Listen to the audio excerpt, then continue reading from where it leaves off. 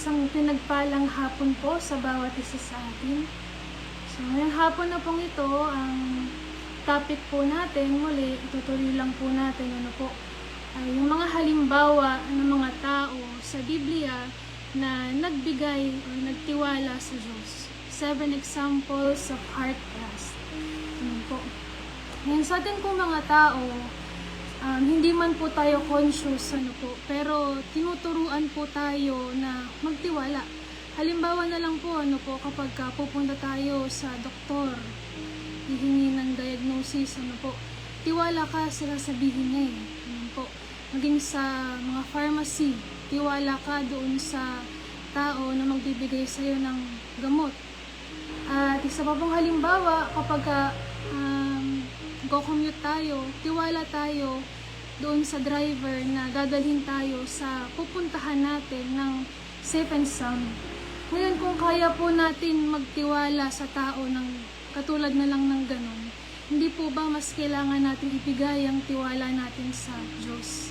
Sabi po dito, not to trust God is to make Him a liar. Bakit? Kasi ang Diyos po ang pinaka-dependable, pinaka-reliable, at pinaka-trustworthy. Amen po. Pag sinabi po nating trust, ang ibig sabihin po nito ay a belief that another person will act consistently with expectations, or belief that another person will do what is expected. Katulad po ng Panginoon po natin,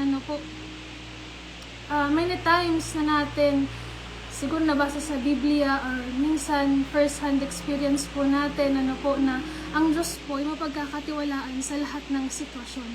Tulad na lang po ng sinabi sa Proverbs 3 verse 5, tinuturuan din po tayo ng Biblia na ilagay po natin yung tiwala natin sa Panginoon. Sabi po dito, trust in and rely confidently on the Lord with all your heart.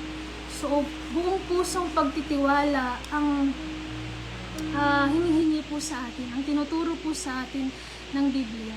And dito po, may pag-aral lang po tayong dalawang tao na example sa Biblia na nagpakita ng tiwala sa Diyos. Pangatlo po ay si Jephthah. Dito po sa Judges chapter 11, sa verse 11, before ko po basahin, si Jephthah po siya po ay anak ni Gilead. Si Gilead po ay isang magiting na mandirigma. Ngayon, si Jephthah rin po ay kilala na isang mighty man of valor, o isang magiting na mandirigma. Pero meron po siyang flaws. Bakit? Siya po ay anak ng isang prostitute. At dahilan po dito, si Jephthah po ay tinuring na outcast ng mga kapatid niya. Siya po ay nireject, tinanggalan ng mana, at pinaalis doon sa lugar nila. Kaya po si Jephthah ay nagpunta sa ibang lugar. At siya po ay tinuring ng mga tao, maging ng mga mamamayan nila na isang outcast. Ngayon, lumipas ang panahon ng mga Israelita po ay didigmain ng mga Amonita. At nung time na to, naghahanap po sila ng leader. At ang isa sa unang naisip ng mga Israelita na puntahan, lapitan at gawing leader nila ay si Jephthah. Imaginin po natin, isipin po natin si Jephthah galing sa rejected na tao hanggang sa naging leader. Amen po. Ngayon, kung halimbawa kayo po si Jephthah or tayo po si Jephthah, maring maisip natin, Lord, hindi ako karapat-dapat kasi rejected ako ng pamilya ko, rejected ako ng tao, mababa ang tingin nila sa akin. Alam niyo po, sa ibang translation, si Jephthah po ay ang isa sa description sa kanya ay worthless. Sa kadahilanan na siya po ay wala kasing mana. So, ang tingin ng tao sa kanya walang halaga. Pero alam niyo po si Jephthah, hindi niya po inisip na ito ang tingin ng tao sa akin. Ito ang value ko. Kumbaga, wala siyang halaga. Outcast siya, rejected siya. Pero nung time na kinailangan na siya ng Diyos na gawin yung mission niya, siya po ay pumayag. Sa verse 11 po, dito po sa Judges chapter 11, sabi po dito, sumama nga si Jephthah sa matatandang pinuno patungong Gilead at ginawa siyang pinuno at tagapamahala ng mga taga roon. ipinahayag ni Jephthah sa Mizpah sa harapan ni Yahweh ang mga patakaran niyang bilang pinuno. So in short, si Jephthah po ay pumayag siya sa misyon. Tinanggap niya ang misyon sa kabila ng ang tingin sa kanya ay mababang tao. Kumbaga nagpakita po doon ng tiwala si Jephthah sa Diyos. Ngayon kung babasahin po natin yung mga susunod na verses, naging matalino po si Jephthah na leader eh. Hindi po siya agad yung sumugod sa mga Amonita.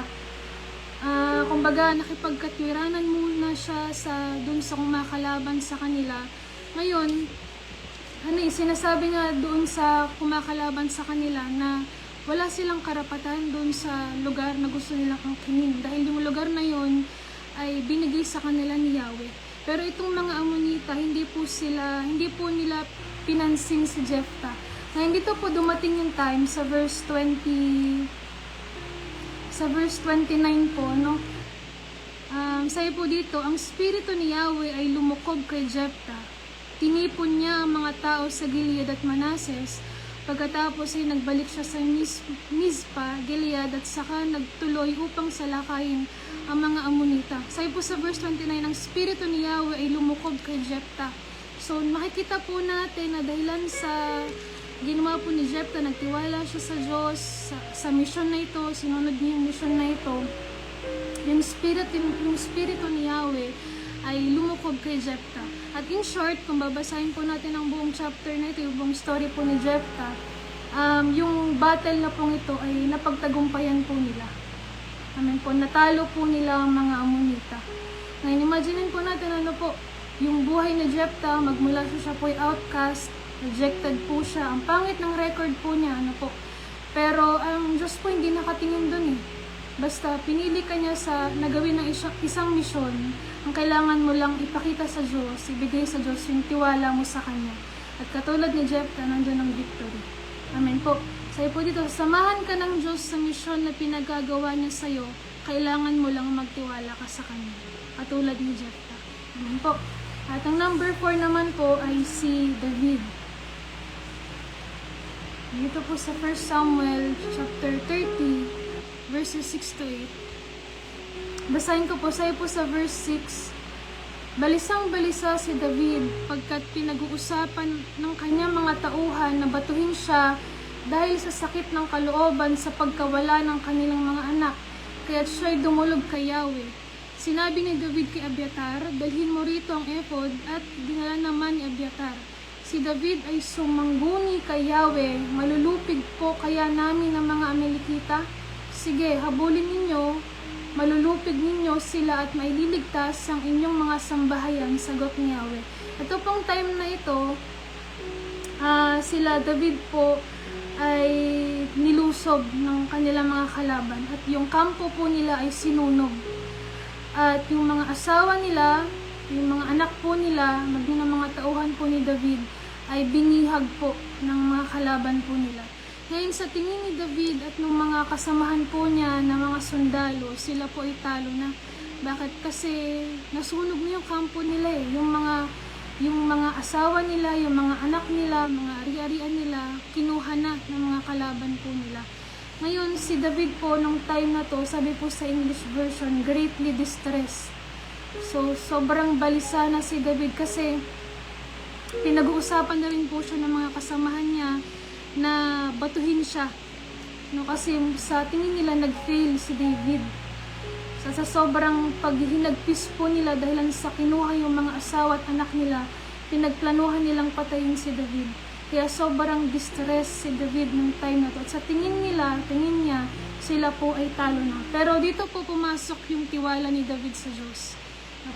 Sabi po sa verse 8, si David po ay sumangguni kay Yahweh. Sabi po sa verse 6, but David encouraged and strengthened himself in the Lord his God. So hindi po siya nagpatinag doon sa nakikita po niya na talo na sila. Mas tinuon niya yung mata niya sa Diyos, nagtiwala siya sa Diyos, nagtanong siya sa Diyos anong dapat nilang gawin. Sabi po niya, malulupig po kaya namin ang mga Amalekita. At ang sabi ng Diyos sa English, pursue. Bakit? Kasi matatalong nila David ang mga Amalekita. At si David po, dahilan sa binaling niya yung paningin niya kay Yahweh, yung tiwala niya, binigay niya kay Yahweh, yung tiwala niya. In short po, ito pong story na ito, kung babasahin po natin, sila po ay nagtagumpay. Nagkaroon po sila ng matagumpay na plano kung paano susugudin ang mga Amalekita, at sila po ay nanalo. At yung mga asawa at yung mga anak po nila na binihag ay nabawi po nila. At hindi lang po yun, kundi nagkaroon pa po sila ng mga ari-arian ng mga Amalekita, ng mga hayupan nila na kinuha din nila. Ibig sabihin, ito pong sila David at yung mga kasamahan po niya, na-recover po nila lahat. Na-restore yung lahat ng nakuha sa kanila. Ngayon, relatively din po sa atin, katulad po ni Haring David. Maybe, many times sa buhay po natin, nakala natin tayo po ay defeated na or talo na ng sakit, defeated na tayo ng kahirapan, defeated na tayo ng kasalanan. Maybe sa paningin natin tayo po ay talo na ng problema ng buhay. Pero gawin po natin yung katulad ng ginawa ni David. Kaya po sabi doon, David encouraged and strengthened himself in the Lord his God. Hindi po siya natinag, hindi po siya na kumbaga sumuko, at nagtiwala po siya sa Panginoon. Dahilan sa tiwala ni David sa Diyos, yung laban nila, akala nilang talo na, sa ending po, na-recover nila lahat at nakuha nila ang sa kanila. Ibig sabihin, in short, may victory. So, katulad din po natin, kailangan lang po natin sa mga times na ganito, akala mo talo na yung battle mo, akala mo talo ka na ng problema na ito. Ito yung time, perfect time na mas ilagay po natin yung tiwala natin sa Diyos. Amen po. Maraming battles na hindi na natin kayang kontrolin eh. Maraming battles din na natin kayang tayo lang yung makipaglaban. Ang kailangan na po natin, ibigay na po natin yung tiwala natin sa Diyos. Katulad po ni Haring David. Amen po. So, napaka-essential po ng tiwala, ng trust sa Christian life po natin. Isa po ito sa health na, kumbaga healthy ingredients sa healthy relationship natin sa Panginoon. Yung tiwala. Po, so bago ko i-close, may isa po kong kwento na i-share po sa inyo. Maikli lang po ito, meron pong isang isla. Ngayon, may isang isla po, at sa isla na pong ito, ang nakatira po dito ay mga cannibals. May tribo na ang mga tao na ito ay tinatawag po na cannibals. So, pumapatay po sila ng tao. Ngayon, ito pong isla na pong ito ay New Hebrides Island. At sa isla na pong ito, meron pong dalawang missionaries, Scottish missionaries na pinadala. At itong dalawang missionary na pong ito, unfortunately, sila po ay namatay at kinain po ng mga cannibals. Ngayon, dumaan po yung mahabang panahon, lumipas po yung mga taon, wala na po silang makita or mahanap na mga tao, missionary na willing na pumunta sa isla na ito. Hanggang sa isang araw po, meron pong isang tao, meron pong isang missionary na naglakas ng loob, na naging willing at nag-volunteer po siya na pumunta sa isla na ito. Ito po ay si John G. Paton. Isa po siyang missionary. Ngayon, si John Paton, alam niya po yung consequences na mangyayari kapag pumunta siya sa isla na ito. Mas malaking possibility na siya ay hindi na bumalik ng buhay dun sa simbahan niya. Ngayon, dahilan po dito, yung kongregasyon po nila, dinidiscourage na po siyang pumunta sa isla na ito kasi maaari po siyang malaking possibility na mamatay po siya. Pero ito pong si John G. Paton, andun po yung lakas ng loob niya, yung buo yung loob niya bilang missionary na magmisyon at pumunta sa isla na ito. Ngayon, in short, alam niyo po, lumipas yung mga taon, pumunta po itong si John G. Paton sa isla na ito. After 15 years, yung ministeryo niya po sa lugar na yan naging fruitful. Almost everyone doon po sa isla na ito ay na-convert sa Kristyanismo. So, amen po, dahilan sa nagtiwala siya sa Panginoon. Si John G. Paton, iniwan niya yung buhay niya doon sa lugar na yon, sa lugar niya, at pumunta siya sa isla na ito. Amen po. Kumbaga marami siyang sinakripisyo at ang tanging dala-dala niya lang po ay yung tiwala niya sa Panginoon. Amen po. Ngayon po sa paglilingkod po natin sa Panginoon, hindi po guaranteed ang easy life. Amen po. Pero tayo po ay tinawag sa life of service. Sa atin po, hindi po guaranteed na magiging madali ang paglilingkod po natin. Maraming beses po tayong ito-challenge. Maraming beses po tayong dadaan sa trials. Ano po. Pero, kumbaga, ang hinahanap po at tinitingnan lang sa atin ng Panginoon ay yung ibigay natin yung tiwala po natin sa Kanya. Tulad po ni John G. Paton, dahilan po sa tiwala niya sa Diyos, yung isla na walang ni isa, walang Kristiyano. Amen po, dahilan sa lakas ng loob niya, yung tiwala niya sa Diyos, sa mission na ito, yung almost lahat ng tao sa isla na ito na-convert sa Kristyanismo. So, sa atin din po, ano po, kumbaga kahit na yung buhay po natin ay punong-puno ng trials, amin po, maraming beses po tayong naisip sumuko, pero ang hinahanap po at maganda po na lumabas sa atin ay yung tiwala natin sa Panginoon. Amen po. So yun lang po yung gusto ko pong i-share sa atin sa hapon na ito. Nawa po ay may nakuha po tayo. Amen po. Greatly essential po sa Christian life natin yung tiwala sa Panginoon. So, sige po, pray po tayo. Amin Diyos, sa pangalan ni Jesus, sa mga oras na ito.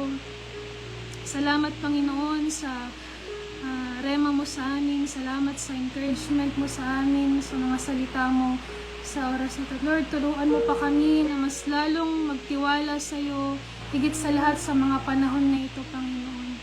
Lord, patuloy mo kaming palakasin, O Diyos, sa mga salita mo. Patuloy mo kaming kausapin sa pamamagitan ng mga salita mo, Panginoon. At katulad ng mga halimbawang ito, sa iyong aklat, O Diyos, masibigay namin sa iyo ng buong puso yung tiwala namin, Panginoon. Salamat, Lord, purihin ka sa hapon na ito, sa pangalan ni Jesus. Amen. So, magandang hapon po sa bawat isa po sa atin. Maraming salamat po at ingat po tayo.